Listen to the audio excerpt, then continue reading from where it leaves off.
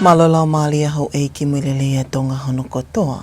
Fia ke utali tai lele ki mautol ke mo uniongo ngo mele tio ka umafue televisa ne tonga ki he hawani. Wakai koe ki ngahi ulu yongongo. I kai popo a tongani ke foto o ai pule anga fatataha ke tutu uni ki isleli ke whakangata pe ai ngā we i elia o i he malumalu o Palestine. Tōku atu e whatokanga i potunga i mo ui ko hikolo tonga toa e tō maha ki whalele hangi koe Tongatapu mai lua i tongani. Pe a whaikai he pule anga ai pehe na nau laka ki tua pe walk out lolotonga whakahoko ai lea pale miao isleli e whataha pule anga whatahataha i niu ioke i ngahi wike ko mali watu. E te iai pe mingahi tala noa ki anayang e whataha me wakai ke whamimitaha mi he mala ai o stipoti ka uma afu ke whamatala e anga koe wakai lewa en ke whai ki ko au sinoli tatu i vai. O ku iai tapo me potungai mo ui ki te toka ngange ai kakai o whenua ki he wha ehi. Ka hui koe tō e tō umaha ki whalele hangi koe Tongatapu mo e lua i lotongani. I kai ngatai o to iai me tō umaha ki flu o lotonga mafola moia i he tongani. I he toko te whatokanga me potungai mo ui i media wha sosiale pe Facebook. O whamatala i toke tāpo le wa atalatala mo ngahi mea whatupake toke tāpa whilio tangitau o pehe. Koe wiki e ua ki he tolu ko mali watu, mo i whatoa ngā he potungai mo ui e alke te tukolahi ang e kakai ok nau talatala, i he puke, i he lua mo i whakalele o hange koe Tongatapu, o tatau pe i he kakai lalahi mo i longa i whanau. Koe whakalele pe mo i lua i he kakai lalahi, o ku wha a whainga maarie, aki ai uhinga ko e ni. O ku wha iai ai fui a kau ia ki he lua mo i whakalele, e lava o oangi ki he kakai lalahi, pia ke nau folo e nau tolu o tokoni ke whakanou i ange ai loloa ko ia e taimi te nau puki ai. Kako e tau longa i whanau, kono moni o ku i kai ke si i whaaave ai fui a kau lua mo i fui a kau whakalele koni o mau he kakai lalahi ki a ki nau tolu. Ko hea rewa e mea e si ala whai ke tokoni ki he e tau longa i whanau, pe ko ki nau tolu ko ia o toi i ki ange. Lolotonga nina e toi whamala ala toke tātangi tau ke whaunga ahono tau he longa i whanau, ai au futo lalo e nau iwi tupu me e lahi ai whakalele hange koe Tongatapu pea mui lua. Ka pai te mu whakatoka ngai ko mu si whaalawa me koe ki whare mahaki pe koe ngahi kiriniki o talatala o wha o atuai ai vai maasima. Ko whakaamu pe ke tau whemohino aki e ta whaaki ko ia, o ku ikai ki hanga he vai maasima o ta ofi e lua mo e whakalele. Ka o koe ngawe a vai maasima tene si whetongi ai vai pa mo e maasima ko ku more mai koe me sino e tau longa i whanau, ko i hinga koe lua mo e whakalele, pe ikai ei ke nau si tō lalo. O koe ngahi whakakaukau o ku tau whaamau he taimini i, mo whaatoka ngai pe si ngahi mātua o nau lawang mo e nau longa i whanau, koe whakakaukau koe no pehe ke whawhanga mo whakainu ai kau leka, ko ngā ke ahamea ke nau lua mai aki. Sai, ko tui koe whakakaukau koe ni o koe kai ke whakapoto-poto, he kapapete mo whakatoka ngai, koe lahiangi koe e tau teki ai longa i whanau ke nau kai mo inu he toko ospe koe e nau lua mai, e toi lahiangi e nau lua. Koe ku whaafare i le vai ai mātua i he taimi lahi, ka pau ku lua mai ai leka, tuku ke nau ki malolo, minite tolu noa ki hoa e taha, mahino e kai ke nau tue lua mai, pesi to kamata lewa ahono whakainu e nau vai maasima, mo whawhanga ki nau tolu, aki e nau mi atoko ni.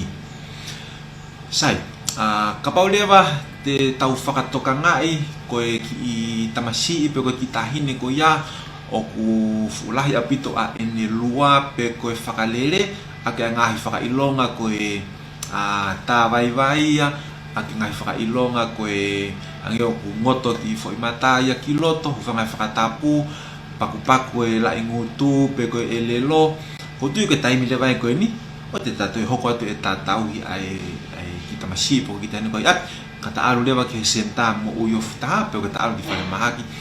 Kai ke mahino kei whiao pea tongani mo ngai whaahita umomoko, pa ki ai mo e fulu o lotonga tō pe mo ia i lotongani, o kau ke ngai whailonga fofonu, tā le, mamahi monga, ta e whie kai, tā vai vai a mo e whilanga ke sino. Koe tokanga, koe to umaha ki flu ko e ni, koe lele i taha pe ki ai koe tohi lele, pia mo malolo lele e sino, ke oua e toi mafola. O mafola pe pipihi e flu ko e ni i he tale, mawhatua mo i tai me kakata. I ene pe o kia whale I ke tui ai mask o whawhaiwhaiange o ko ke ngoi ai ngahi whakailonga ai flu. Koe haha tau mea e whai ke tokoni kia ki nau tolu koe ni o nau si I mau ai flu o e tare fofonu whilangaki pia moe mea koe ia. Sai, koe mea koe e ala whai ke tokoni pe kia ki tau tolu I api ki tare fofonu pia moe ngahi puke koe ia. O ku whaafare I pe ai ngahi matua tatau te whito ki he kakai kaureka. Ke ai pe o mili lolo, ai vix mili ake tua mo fatafata, tauhi lelei, tauhi ke mawhana, ko ki nau tolu koe o ku toi ki lalahi ange, o whaafare, ke kapai mau haki fo I le mani, ki fo I kola, ai hawai mawhana o inu, ke tokoni pe, ke ki tau tolu he taimi ko o tau puki ai, he koe taimi ko o whaato mai whanki I to maha ki flu koe ni, o mi mei koe awarisi aho pe nima, pai lolo ato aho I fitu, pia osi pe puke ia koe ia ki nau tolu pe.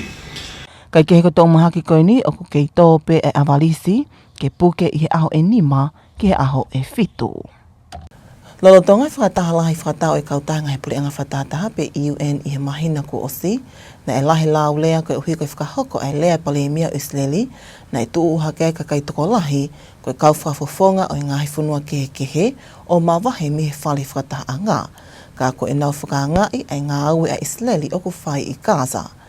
Pena hiri ange ai mawahe ka kai ko e ni, ne laulewa ai ni ihe ngai sea na I kai ke nau whakawhonu, o pehe ko ngai whanua ai ni na nau mawahe lolotonga ai lea palemia Isleli. Ne kau ki hene atongani ka uhina I kai ke iai hataha I he sea atonga, ka nai whamala ala e he kabineti I he whakataha mu ka whaiongongo I ko osi, na I kai ke kau atongani I he mawahe, ka uhina I kai ke nau I he whali whakataha anga I he taimi ko ia. Pea ko I kai hataha I he sea atonga, na I kai ko hamakatuunga I he nau laka ki tua, ka koe uhi, na I kai ke nau iai ke nau tolu I he taimi ko ia. Ka uhi ka lahi ngahi kau taha miti ai tau pule anga na nau tu whake a ngongo pehe, na I kai pule anga tonga I he laka ki tua, pe walk out I he taimi na whakahoko he palemia o Isleli, Benjamin Netanyahu, ai whakamatala whawhanua a Isleli I he whakataha anga kautaki I mamani I New York I he whakataha lai whakatao e pule anga whatahataha. Nai whangalake ne pule anga tonga ngahi unio ngongo ko enina I tu whaki hole ngahi kautaha mitia I tu a pule anga. Ko hili eni hono whakahai minister I potu ngai whakatao aki mai langa whakalakalaka wha ekonomika ka peli lilan mata lolo tonga whakataha mi kau whaiongōngo I he wike kua osi. O mahino ne kawalan mata I kau Moimoi whalawa te he palemia ke whakataha lahi ko eni I New York. Pehe e lan mata ko taimi ne whakahoka I whamatala whawhanua I palemia o Isleli, Benjamin Netanyahu, ko taimi tatau ia I lokon whenenisi e taha, ne whakataha he kautake ngai whanau Pasifiki Meskeli Talitaniale o pule anga whatataha. I ene pehe ne pau ke mea ke palemia o tongani, mo kautake ngai whanau Pasifiki, o I kai ha whakaukau pe whakafotunga ko hata e whie maalie, mo I kai poupou ke he mea ai palemia o Isleli. Koe national statement koa Isleli nei whai aho no wha. Ana schedule ke hiwa pongpongi, whalai te waono o September. Hiwa pongpongi ana schedule ke Isleli ke kamata pe hau koa Pakistan, si aina pato ki hoko mea ngai whanua koea. Ko whaiwaha taimi koe ni, lo tonga lele e whakataha ia kautake Pacific Island Forum Leaders, pe mo sigeri tali sen yale koe ai iwena. Na whaia ke loko for conference I hono walu, pe na koe whataha koe ni na ia na tili vai remarks I ek palemia, pe koe kawenga na mea ek palemia he whataha koe ni koe strengthening multilateralism through inclusive and fit for purpose regional architecture and UN reform. Ko ki whamarala pe ke ko tui pe ulahe ho haa mai ki ai, pa koe taim koe na mau ki ai ni hina nau whetu takiang. Kana whai pe whakahonga tuke mau tō hau pe o whakahau ko atu I he prokalama press release ko ni whamatala to tonu ko ia. Koe hange pe koe mu mea ai koe koe ne whai koe opening a tu site, hai nei mea ai koe Trump. Na mau kakato ko toa pe ai. Pa koe osi pe koe remarks koe Trump, osi mau ai ngahi whakataha ke hea. Kai ngata pe I he ngahi side event, mo ngahi event ke pe, na osi whai pe whe ngau ake pa mo ambassador ko atau tolu I New York. koe mau engage ngai whatataha ngai whatata ko ia. O kumahina whoki li pote ngai kautaha ngongo, ko taimi nei me ane tani ahu na toko lahe kautake ngai whanua kehe I mamani na anau hu ki tua. Pea ilonga ai lahe ngai sea I he whali whakataha anga, na ikai ke no fhoi, ka o kumahina o ikai koe kotoa ngai sea na ikai no fhoi, he na mawahe koe whakaanga I o Isleli. Ka o kia ni ihi na ikai ke na iai ki nau tolu I he taimi ko ia o ka wai a Tongani. Na e whakahoko e while ngai whanua me mipa e whakataha ngai pule anga whatataha pe UN, I e whakataha lahi whatau e pule anga whatataha whikau ake me ngai whita ake o klotonga whakahoko I Kasa. Ai nei whakatoa toa e pule anga whatataha ke whakahoko e tutuuni ki Isleli, ke e whakangata e nau ngahi ngawe I he Elia o I he malmal o Palestine. Nei tali ene ngai whanua te au ua wha, ka nei kai ke tali ene ngai whanua te hawa o kaukiai a Tongani. O koutou e pale mea o tō ngā koe weteki āngai whita ake o kei hoko he wā Palestine mo Isleli, ko na ulua ki whakafoki ki Isleli e kakai Isleli o kei tauhi whamalohi e he kulupu Hamas. Ko hili ene whehu I he kau whaiongonga Tongani, ai uhinga na ikai ke poupouai a Tongani ke whakatu ulolotonga whakatahala he kautaha he puri anga whatataha, ke whakangata pe ai ngāwe, pe to e kawa Isleli I he ngahi Elia o Palestine. Ko e whili ko e nina whakahoko I lolotonga I whakatahala he ngai whanua a mamani I New Ioki e ngahi wike kua mali watu. Ai ane kai ke poupou ki heni a Tongani mga I whanua kehe e taha whaa I mamani. I he whili ko e nina poupou e ngai whanua te au whaa ke tutuuni ai puli anga whatataha ke mawahe a Isleli o whakangata pe e ngahi ngāwe kuna whakahoko I he Elia Palestine. Ai ane e kau I he whili ke tali whatu ko nianga whanua e ua me Pasifiki o kauke o Tumot Solomone mai o tumotu māsolo. Kanega ke poupou ki hei a Fisi, Naulu, o tumotu whatahataha mai Kolonsia, Papua New Guinea, Palau, Tuvalu, mo Tonga. Nei tāri ke kawe ngā ne pale mea toke tā aisa ke eke o pehe, koe melino mo oni, koe tuku lolo ai ha māso whafoke kakai Isleli o knolo Tongatauhi, pe puke whamalohi ki Isleli. Koe hui o kupehe he pale mea, koe mga tuunga e kei whakapāpomu mo e ohofia Isleli ki Palestine, koe kei puke whamalohi ai honau kakai. O Tongani unau popo mau be ki he mea ko tau be tui tau sai. O tau whapopo beto ki Isleli ngai mea ko. Peko tipeiti o tawhaki ua. I he mea ko ia. I he mea ko whai Isleli ko he taimini ko I he Hamas. Koe kulupe tahau nau pe ka Tongani. Koe kulupe koe paloparema na hoko ni na hoko ia hawhito o katopa. Tau ko usi. Ko hono ua. Whai mo tukuangi mai. Ai kau tau whainga ko unau puke. Pea mai mo kakai.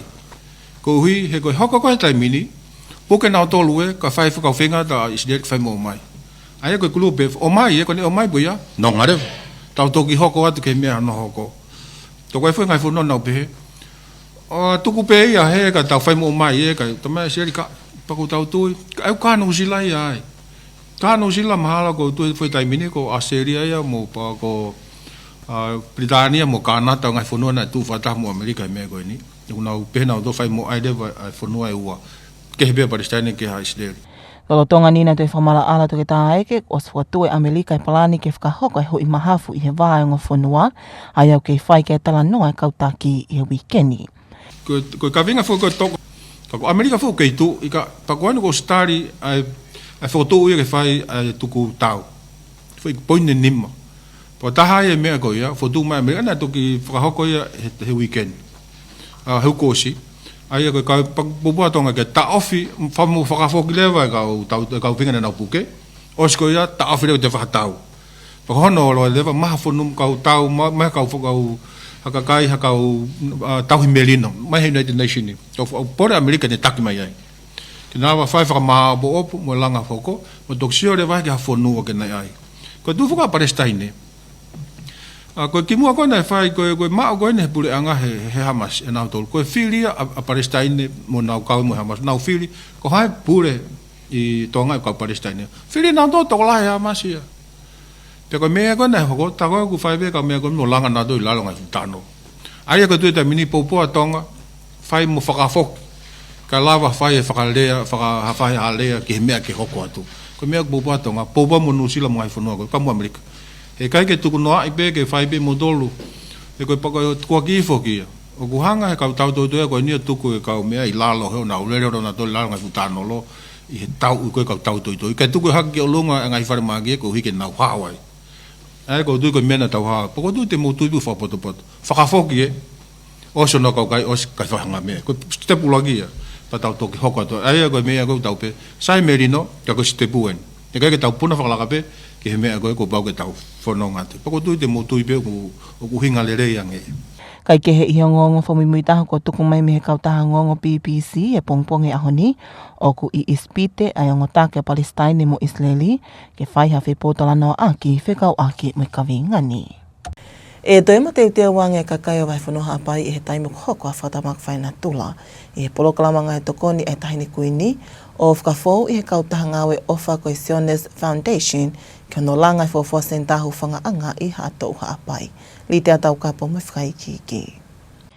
I e whaikeke a ngonga le te o me televisione Tonga me ofisa kolo aha ato u.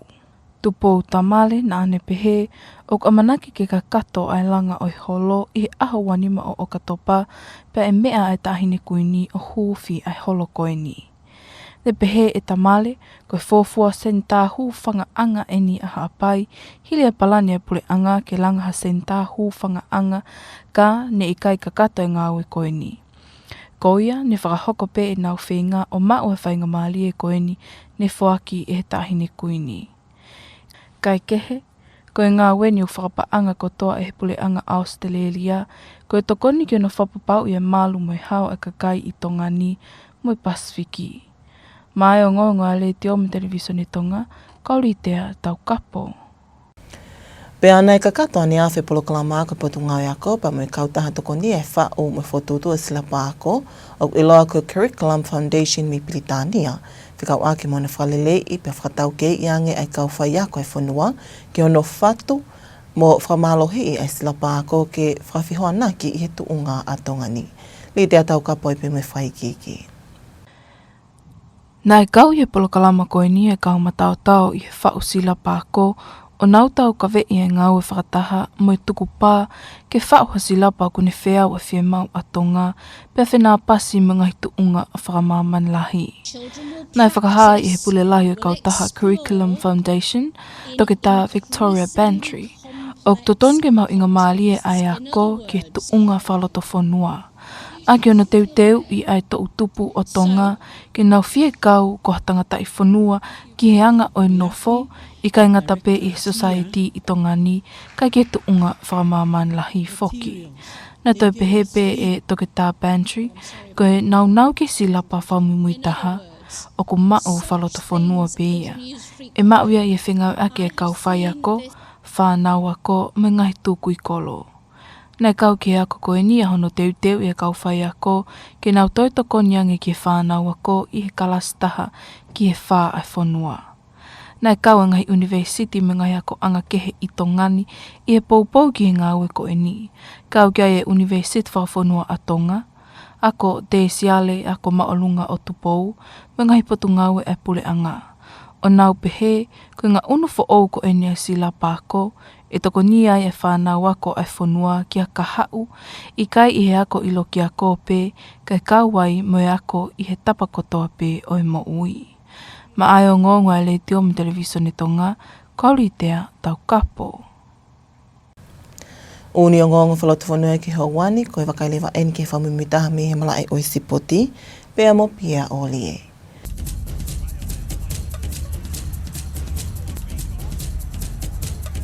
Maloma tau ki whilonga ki koe wakaini ki he malai o e sipoti.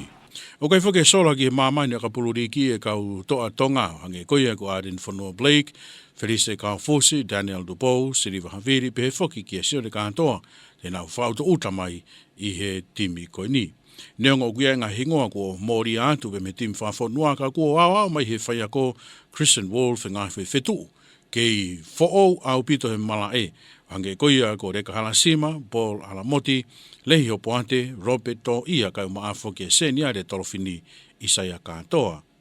Wharatau ki he ongongo tukumai mi he kautahanga pururiki a Tonga, e whalau mai te mi he aho tāwha, wike ka hau ki mua e whoki ki a Australia o teu ai ki ongo wa inga o whiauhini.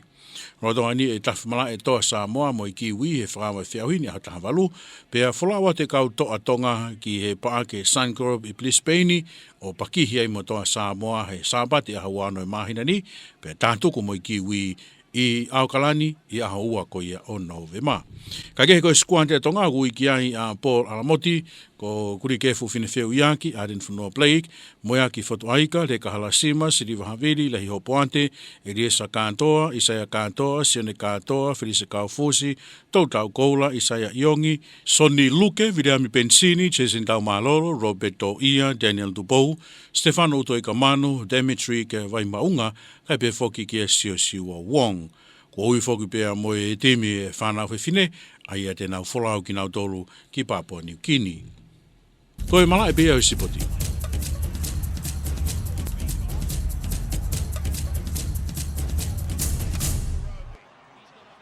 Ko pia o lie me whamumitaha me mala e o sipoti, ko hili e ni, te tawa kailewa he ni ki he whamumitaha me he whamatala ea, toko mai me senta whamatala ea tongai whamotu moi potungai meidek. Walola mare hau iki pa mo rea tongo tol tai reping mo tol ki tau whamtala ea ko ia ki he aho ni. Ngai talano na lahi koe whamtala ea te tau ki hoko hoko tai pipa mo alomari, pe fo ki hako hako ki he ko tope o tonga e toenga koe uikeni, pe ki maili moko moko e pia ea i he taimi po uri. Wakai koe ki he imi satelaite koe aho ni, mahino pia e mawahe atu koe alo tā makina ni wesia ho tau ngai wahe whonua ki whakahahake. Olo tongo ea ko alomari e kui he whakatonga, kune ngā unua kio ne kāpuia o tonga i he aho ni. Whatokanga ngai vai whonua, wai whatokanga hako ki he kotoa o tonga, pe pefo ki whatokanga hako mo e whare i ki ngai wakaiki, ki ngai potahi ko e ongo niwa, wawau, haa paipa pefo ki Tongatapu mo ewa, mo e whatokanga tahi lahi ki kotoa pe ngai potahi, malawa ke ake e pe au ki ngai potahi ko ngai mo ngai matawhanga o ku mau lalo ange. Ke Pasifiki e aho ni maka hoko mai, ko alomari e kutoka e whatonga, ni ome hahawiri o kuangi moko pe mo malo hiange pe me he tonga hahake, ne kāpuia e o tonga, lolo tonga ko ia ko alo tāmaki u fo'u he whatoki lau, whafu ki ne ngā unu ifo ki he otu tonga, wau ki Tongatapu ki he whakaosinga ko ia o e weekendi. Whamtala ea ko he poni, wau ki he pongpong ko ia a pongi te tau ki hoko te pipa mo alomari ki he kotoa ko ia o otu tonga, tu kehang pia ngai a au fia whakataimi kai lahi alomari e pe ai otu tonga, a ue malo e haviri ke meri tahe wanima ki he tolu noa, pe a ue moko e ea i he poni, tikiri so isa se taha nima ki he ua wha. Whamtala ea koe ki a pongi ki hoko tupe alomari e, ka ea ue mawhana koe ea ki tikiri so isa se wanima ki he ua walu ki he whakatoke lau. Taimi koe o tahi, maha toka tahi e toi kuata koe ki he ua toa po e poni, tau maari e toi mite nima koe ki he walu a pongi. La apa mo e mahina, hopo e lahe o skota pa mi he o noa pongi, pe hopo e mahina, toi mite taha walu koe ki he fitu i he fia fini. Whaosa pe whamtala e aho nima koe ka hoko mai ki Nuku'alofa, te tau ki hoko te pepa mo e alomari, to apelo lupa pe ki he whalaite, ka koe tōna ki malawa ki ea alo tāmaki. Uha, tene wesia a Tongatapu, pe alomari te pe ki he sāpate, pa pe he foki ki he kamatanga koe ui ke ka u. Fua mawhana, malawa ki au ki he maalunga taha koe ua wha, ki he tikiri so sa se ua ono. Ngā taanga pe ki aho ni, ka māloho mou mea mai, ka mou mea. Ko e whamatala ea pia ki hauani ki mapatau mawai, tatu e wakaipeheni ki ngai ulu i o ngongo. I kai pōpua tongani ki whatuu ai pule anga whatahataha, ki e tūtuuni ki Israeli ki whakangata pe ai ngā we i Elia o i he malumalu o Palestine. Tūko atu e whatokanga i potunga i maui, ko hikolo tonga toa e tō maha ki whalele hangi ko e whakatapu, mai lua i tongani. Pe a wha i kai he pule anga ai pehe na nau laka, ki tua pe walk out lolo tonga whakahoko ai lea pale miau Israeli e whakataha pule anga whatahataha i New York i ngahi wike ko mali watu. Pe koe kakata e peho mo uni o ngongo ki hauani mo le tio ka maafo television i tonga ki hauani pa iai whakaamu na ea utonu atu ki loto whale ai tonga hono kutoa. Whamaro te tau kei whi au mai ko au sinoli tatu i vai ka mani.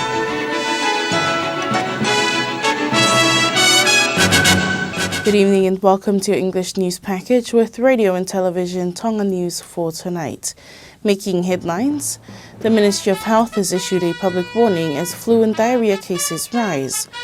Government clarifies that the Tongan delegation at the UN did not walk out during the Israeli Prime Minister's UN speech. And Ha'ata'u's first ever evacuation centre near completion. We'll have these and more stories coming up later on in this bulletin, as well as the latest in sports and the weather update to wrap up this hour's news package. Now for the news in detail, I am Pupuha Aho. The Ministry of Health has issued a public warning as cases of influenza and diarrhea continue to rise across Tonga.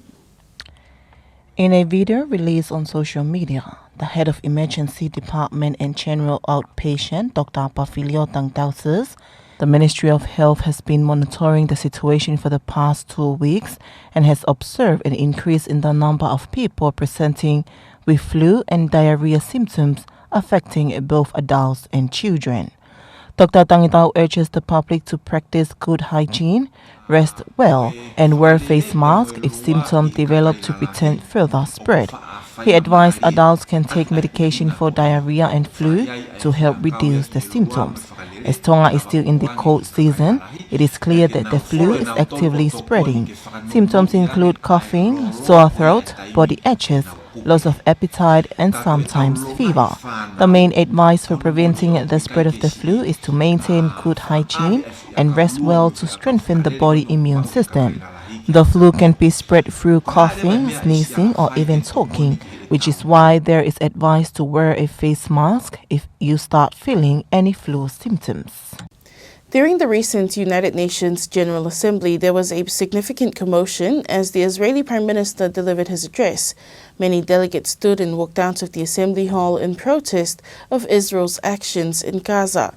After, some observed the empty seats and concluded that these countries had all joined the walkout.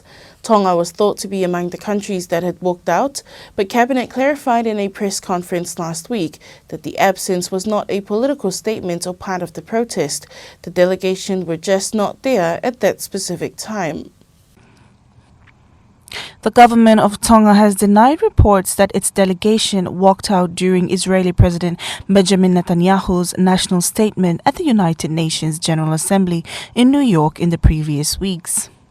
This after international media outlets circulated a news that Tonga was among the nations that left the room during Israel's national statement.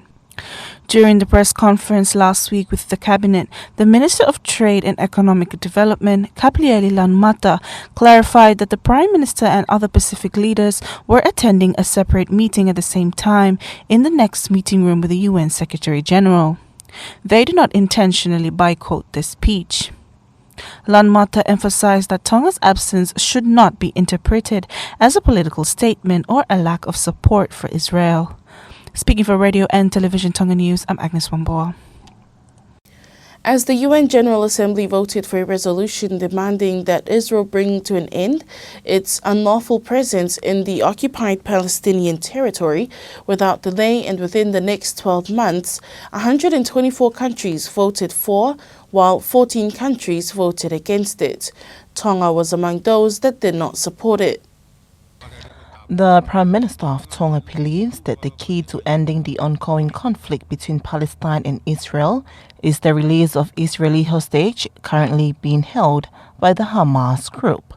This statement comes after journalists questioned the Prime Minister on why Tonga did not support a recent resolution at the United Nations General Assembly, which called for Israel to cease its activities in Palestinian territories.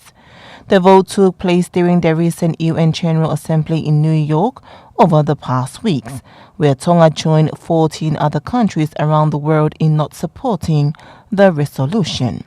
In the vote, 124 countries supported the UN resolution calling for Israel to withdraw and cease its activities in Palestinian territories.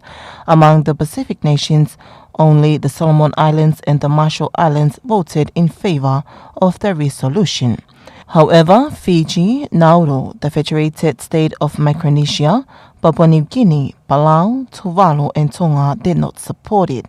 Addressing the matter, the Prime Minister of Tonga, Dr. Isaac Eke, says during the press conference last week that he believes true peace can only come from Hamas surrendering and releasing the Israelis hostage that are currently holding.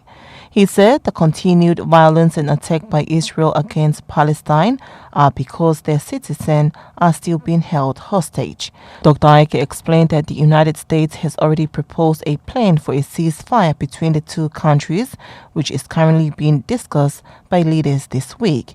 Meanwhile, in the latest update from the BBC World News this morning, the leaders of Palestine and Israel are currently in Egypt to hold discussions on this matter.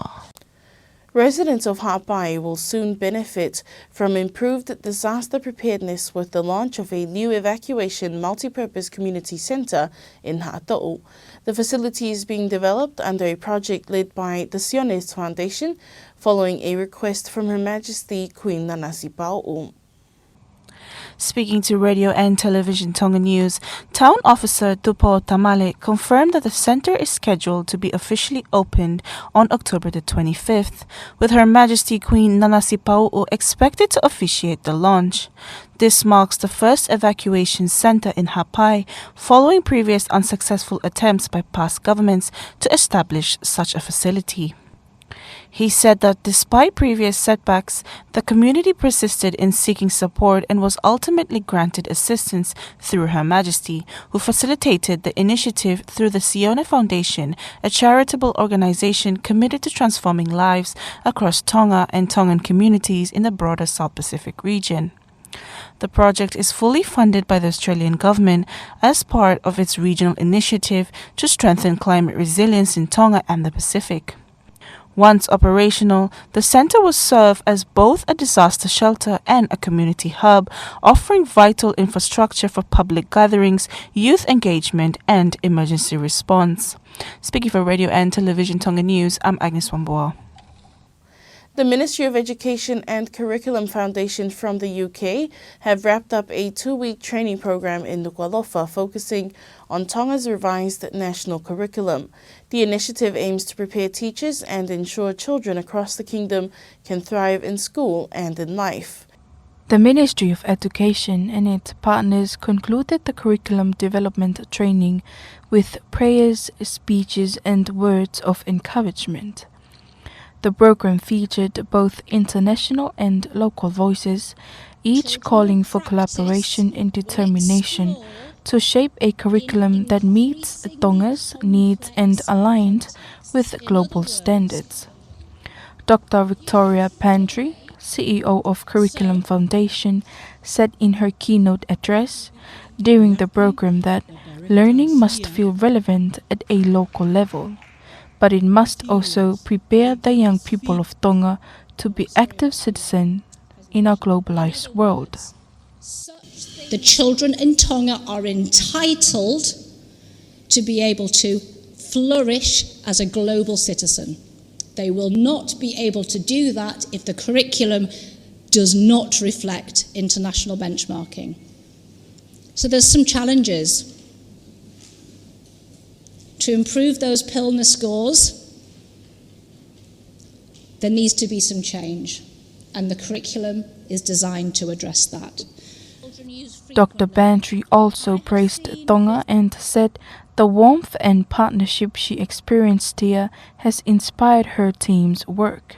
She emphasized that the revised curriculum is not imported, but homegrown, built with teachers, students and communities. The training included teachers' manual, activities and practical workshop to prepare trainers who will later support classes 1 to 4 across the nation. With support from the Tonga National University, Tupo Tertiary Institute and international partners, the ministry says the outcomes of this workshop will benefit the school children in not only their academic journey but in all aspects of life. Reporting for Radio and Television Tonga News, I'm Litea Taukapo. That was the latest from the local scene. Up next, we'll join Bia Oli for the latest in sports.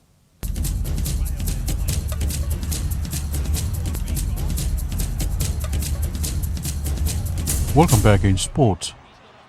Tonga's 21-man squad for the Pacific Championships Rugby League has been announced by coach Christian Wolf.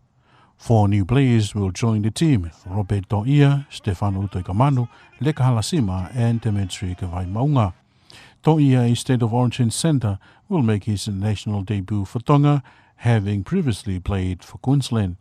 Utoikamanu, who played for the Storm in the NRL Grand Final, and Halasima, also Vaimaunga, who were part of the Warriors' finals charge, will also bring valuable experience to the team. The team will have a pre-tournament camp in Tonga before facing Samoa at Brisbane's Suncorp Stadium on October 26. They'll then travel to New Zealand to play the Kiwis at Eden Park on November the 2nd. Meanwhile, Jason Taumalolo and Nadine Fonua Blake have been named co-captains. Familiar faces like Felisa Kamfusi, Daniel Dubois, Silva Havili and Sione Katoa have also named in the squad to guide the younger players. The rising stars from NRL competitions include Leka Halasima, Paul Alamoti, Lehi Hopoate, Robert To'ia, and talented halfback and 5'8", Isaiah Katoa. The team will arrive in the Kingdom next week to prepare for the upcoming Pacific campaign before heading into the championships. The full squads are Paul Alamoti, Kurike Fufinefeuiaki, Aden Fonua Blake, Moyaki Fotuaika, Leka Halasima, Silva Haviri, Lehi Hopoate, Eliesa Katoa, Isaiah Katoa, Sione Katoa, Felisa Kaufusi, Tolta Ukola, Isaiah Iongi, Sonny Luke, Viliami Pensini, Jason Taumalolo, Robert To'ia, Daniel Dubois, Stefano Toikamanu, Demetri Kavaimaunga, and Siosiwa Wong. And that's sports news.